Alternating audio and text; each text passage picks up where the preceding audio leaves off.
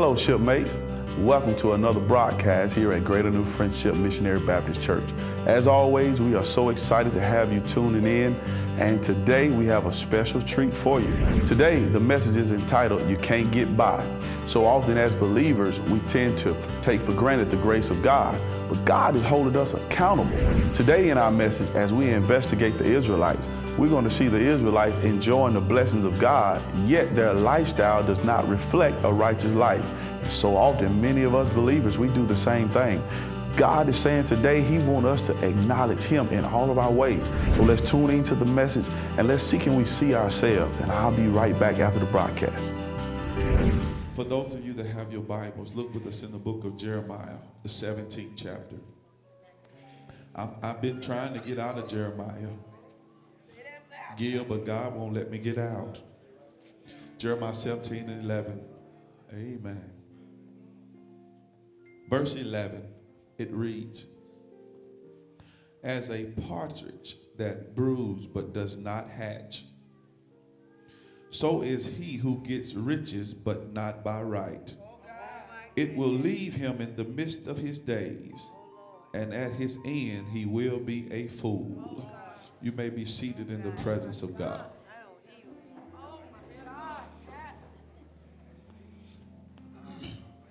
Briefly, just for a little while, I want to talk from a thought that says, you can't get by. Nobody said amen. Lord, I knew you would set me up. Amen. Look at your neighbor. I don't care how cute or cuddly they may look. Just look at them and say, neighbor, I see you in your pink. But you need to know today, you can't get by. I promise not to be long today. Greater New Friendship, one of the biggest misconceptions that a believer can have on God's program is that you are doing enough. Nobody said nothing. I'm going to say it again. One of the biggest misconceptions of the church of believers, of Christians, is that everything that you're doing is enough to please God. For you need to understand that the reality is that Satan would like nothing less than for you to settle for doing just enough to get by. Amen. I don't know who I'm talking to, but the devil, the enemy, wants you to be satisfied with the little bit that you are doing now on God's program. Amen. You need to know that that is a tragedy to only do enough to get by. Why is that, yellow fella? Here it is. Doing just enough leads to satisfaction, but it limits glorification.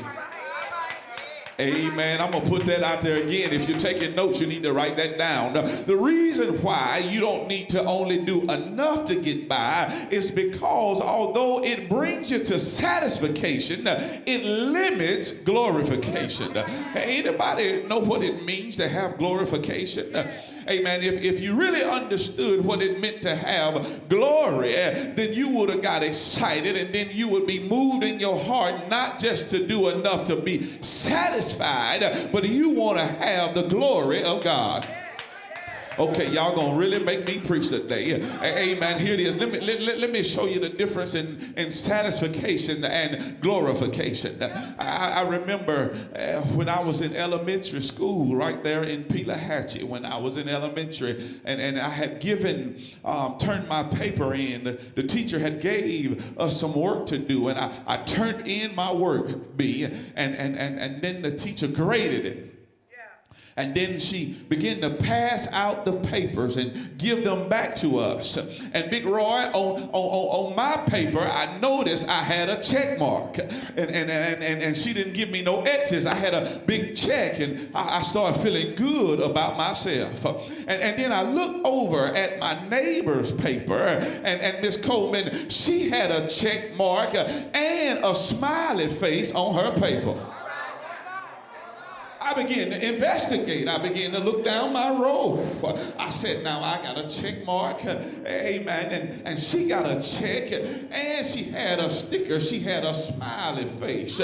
So being who I was, I raised my hand and I said, Miss Bowen, I need to ask you a question. She said, what is it, Fletcher? I said, I need to understand, what does the check mark mean? She looked at me and she said, well, Perry, the check mark means that you got everything right. I began to smile. I said, so I got it all right? She said, yeah, that check means that I was satisfied with your answers. Then I frowned up a little bit. I said, well, if I got everything right, why is it that she got a check mark and a smiley face sticker? Why I don't have a sticker? She said, well, Perry, let me tell you something. She got everything right. And if you look at her paper, everything is neat on her paper. She wrote in the lines. She put periods where they were supposed to be. She said, now you got to understand, you got the right answer, but you wrote outside the lines. And because she got the right answer and she wrote hers neat, I gave her a smiley face because when I looked at her paper, it made me smile. So I was satisfied and she made me happy. So that's why she got a sticker. Some of y'all just missed it. A lot of us is just satisfied with doing what's right. But I need to talk to about 10 people that want to make God smile. Can I talk to anybody that you just don't want a check mark, but you want God to get glory out of your life? Amen. Is it anybody here that want a sticker? Ask your neighbor, do you want to make God smile? See, somebody said, I get a check mark because I came to church. But I need to talk to somebody that want to make him smile. Well, how do you make him smile? Even though I don't feel like it, I still come to praise his name. Even though I ain't got money in my pocket, I'm still going to wave my hand. Even though I got a headache, I'm still going to show the Lord that, Lord, I love you. I dare you to say, Lord, I want to make you smile. Can I just mess with somebody right here? Is it anybody just want to take a minute and say, the reason why I'm standing, the reason is why I'm shouting, is not because I want to be seen, but I'm trying to get a sticker. Amen. Some of y'all are satisfied with a check mark, but I need to talk to some folk that want to get a sticker. Oh, I wish I had some stickers. I'll pass them out. I dare you to say, Lord, stick me. Lord. Yeah. Somebody saying, I wish you sit down. Tell your neighbor, I'm trying to get a sticker.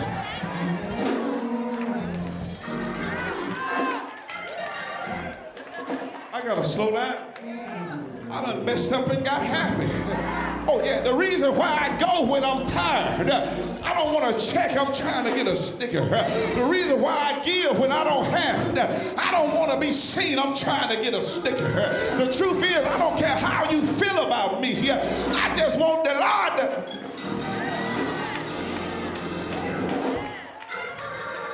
look down your row and see is anybody trying to make him smile.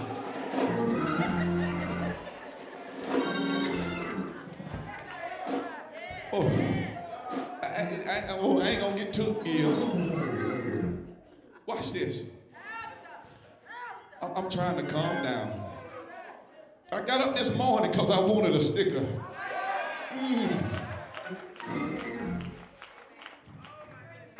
Yeah.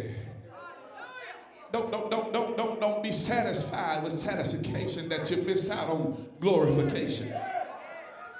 Here it is, shipmates.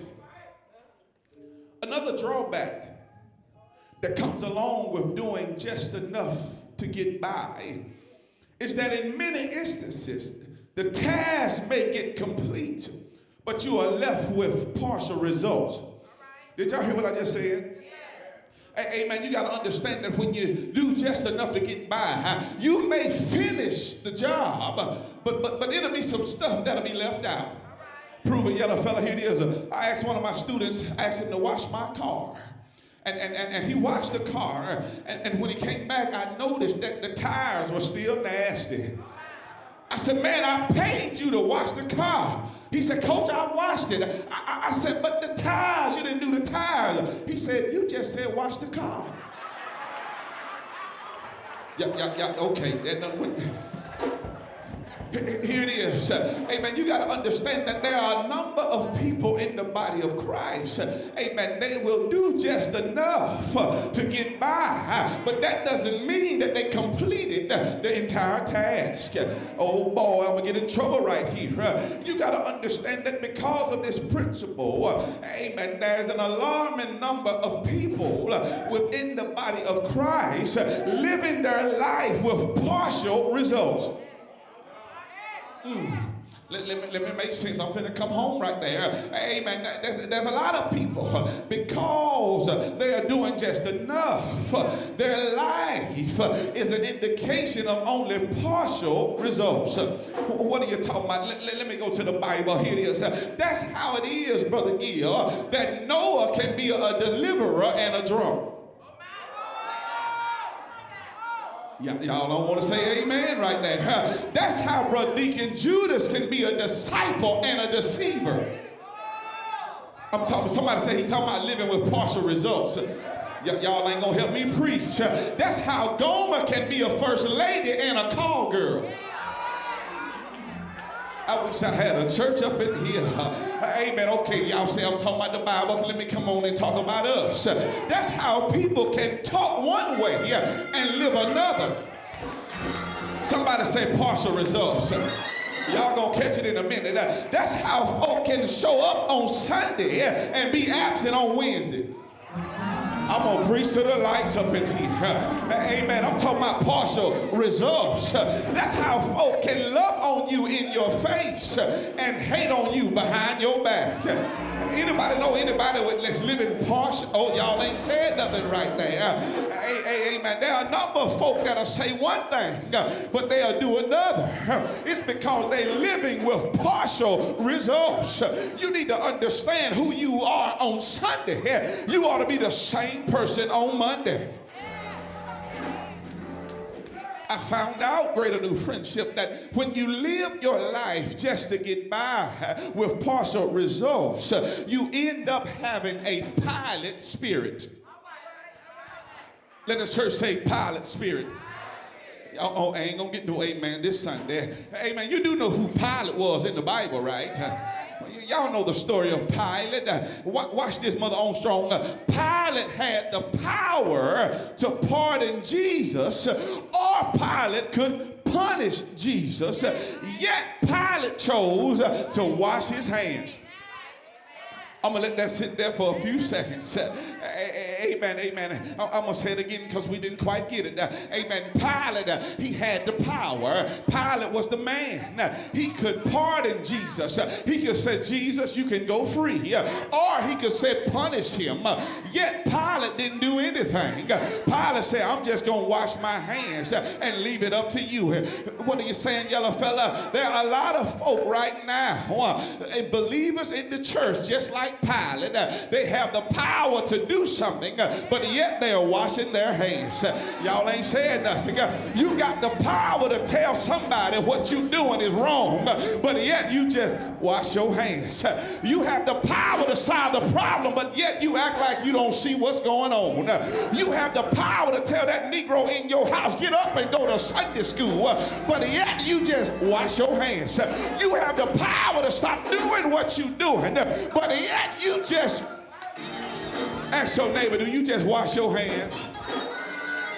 I'm talking about living, oh, y'all ain't said nothing. Amen. I'm talking about living partially, doing just enough to get by. Well, that don't concern me. That's them over there. That has nothing to do with us. Amen. And you know what is wrong, then you have the power to stand up and be what God has called you to be. Look at your neighbor and say, quit washing your hands. Can I get in somebody Kool-Aid? You know your mama and daddy didn't let you do it. Why in the world you let your child do it? I had to get on my mama all the time. Whenever grown folk come over, they made us go to the back room. Now they let my son them run around, knock stuff off the coffee table. I wish we had a church can go back to the old time way. If I could get away with it, then you can't either. What you mean let your boyfriend spend the night?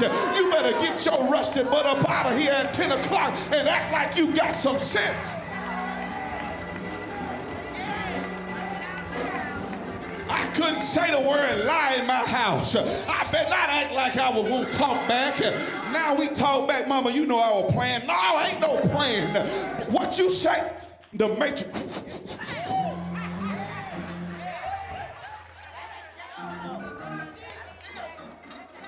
I'm talking about partial results. Tell your neighbor, quit washing your hands. Stand up and do something. Can I just be messy right here? Amen. Only a few people gonna shout right here. But what if when you was in the club bumping your hips, and what if Jesus would have washed his hands? I ain't gonna get everybody. But can I talk to somebody? When I was doing what I was doing behind closed doors, what if Jesus would have Y'all still hadn't caught it. When I was drinking what I was drinking, what if Jesus would have... Look at your neighbor and say, what if Jesus would have washed his hands? Can I talk to anybody that's grateful that God didn't wash his hands? I'm grateful that he got in there with me. When I was lying and cheating, he got in there with me. When I was gambling and rambling, he got in there with me. Look at your neighbor and say, he got in there with me.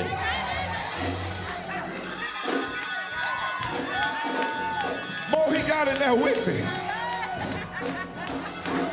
I don't know who you are, but somebody need to take about 5 seconds and say, Lord, this praise is for you for not washing your hands when you could have turned your head and went the other way.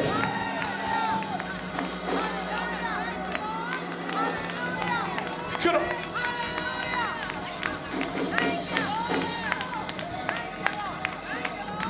At 12:30, Mon Bowie, when I was supposed to be in the room for curfew, he could have washed his hands.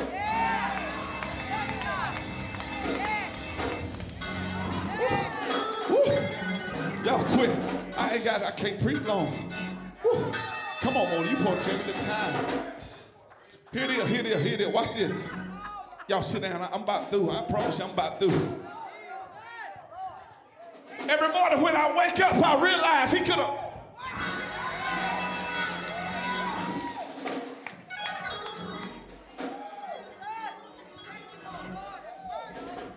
When I look at the woman I married, I realize he could have.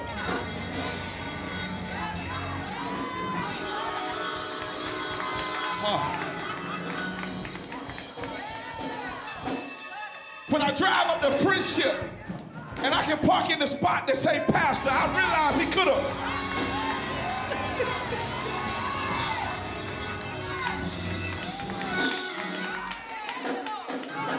Oh, glory. Okay. Let me show you. You can't just get by. Amen. Watch this. Let me show this, and I'm finna get to the text, and I'm through. My brother and I was on our way here Friday because we had to rehearse. And as we was driving, my brother was driving in the truck. My wife get on to me because she said everything I see is a sermon. But we was driving. Watch this. And I saw a butterfly. The wind. And the butterfly, he wasn't moving his wings, Big Roy. He was just floating in the wind. Just floating. And watch this, Brother Gill. The butterfly was so fascinated that the wind was carrying it. Oh boy, watch this. That he didn't even use his wings. He was so, y'all gonna catch it in a minute. He was so fascinated with the wind that he said he's not even gonna use his wings. In other words, he was just getting by the wind. Can I help somebody? A lot of us, God have blessed us with a certain thing, but we don't want to use it when we find out we can just get by. And too many folk just floating around getting by because, okay. Somebody said, well, what's wrong with that? He still was moving, but watch this. Because he wouldn't use what he had and he was just getting by with the wind. Now, watch this. That meant he had to go wherever the wind took him. And it's a lot of folk, they crazy jacked up all around where they supposed to be because they just getting by. Watch this, but Val, this what made me want to tell y'all about what happened. He had it going on with the wind. But as my brother was moving in my red truck flying, amen, the wind, the same thing that he was getting by with, brought him into the windshield.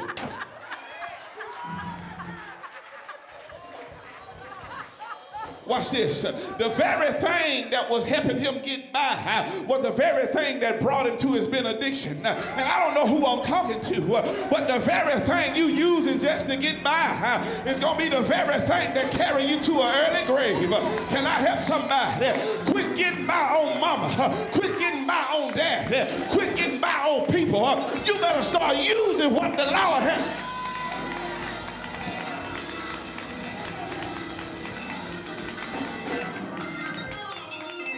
Somebody shouting, you can't get by. Oh boy, okay, let me just say this and I promise you I'm finna be through. Amen, amen, amen. God said he gave you something, greater new friendship. And the word in Psalms 107:2 says the redeem of the Lord ought to say so. Can I just preach that for about 3 seconds? If the Lord has redeemed you, then I don't understand how there can be a silent church. Amen, greater new friendship. We need to quit getting by off of somebody else's praise. There's some people that's coming and you enjoying the joy of the Lord based off of somebody else's praise. But if the Lord has redeemed you, then you got a God to glorify for yourself. I need you to look down your row and say, quit trying to hobo your way off my praise. You got a right and a reason and a responsibility to lift up his name. Open up your mouth and get. Somebody hadn't caught it. Somebody is enjoying the presence of God because of your neighbor. But God said, I'm tired of you thumbing a ride on somebody else's praise. Look at your neighbor and say, quit being a hitchhiker. You better learn how to open up your mouth and bless God for yourself.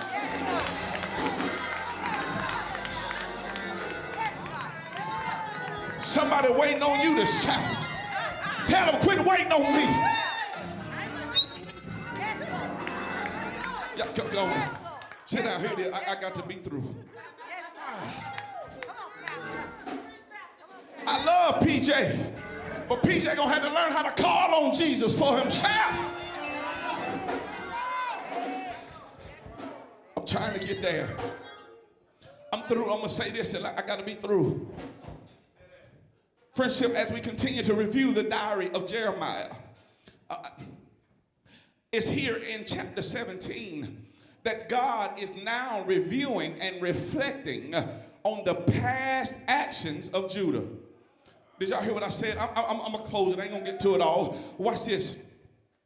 You got the only way you can understand what Jeremiah is saying is verse 11. You got to understand that in this entire chapter 17, God is reviewing in his mind and reflecting on what Judah has been doing. What does that mean to you, friendship? Here it is. We have to be mindful of our actions. Why is that, yellow fella? Here it is. Everything that you do and or have done will be reviewed by God. We don't want to hear this type of preaching right here. Yeah, you got to know that everything that you said, everything that you've done, look at your neighbor and say it's coming back up again. Oh, y'all done got quiet. I'm going to have to preach to the lights right here. Prove it, yellow fella. Matthew 12 and verse 36.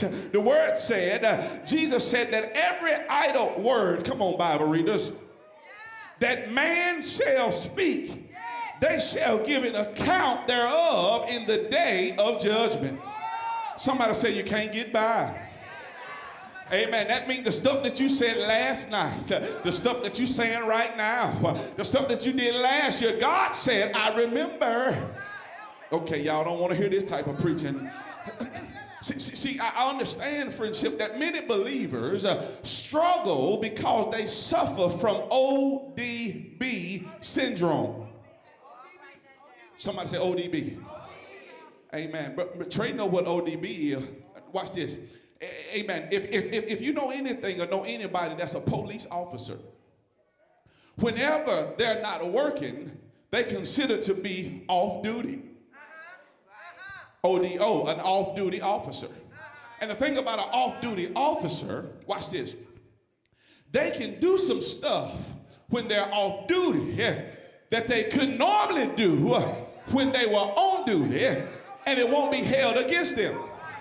See, if Brother Span was in his uniform and on duty, he couldn't go in a bar and get him one and relax his mind. But if he's off duty, he can do some stuff and not be penalized. Well, there are a lot of folk in the church. They think they work for the police officer unit, and they think they are off-duty believers. They feel like that if I'm not in church or if it's not Sunday, I can do a little stuff and it won't be held against me. But can I talk to a church? Well, shipmates, that's the end of today's broadcast. I pray that you was blessed by the word. I pray that you was able to see yourself, because I know I saw myself. Listen, we don't ever want to be in a place where we taking God's blessings for granted. You see our contact information on the screen. Call us, Facebook us. We'll do whatever we got to do to make sure you have this message in your library.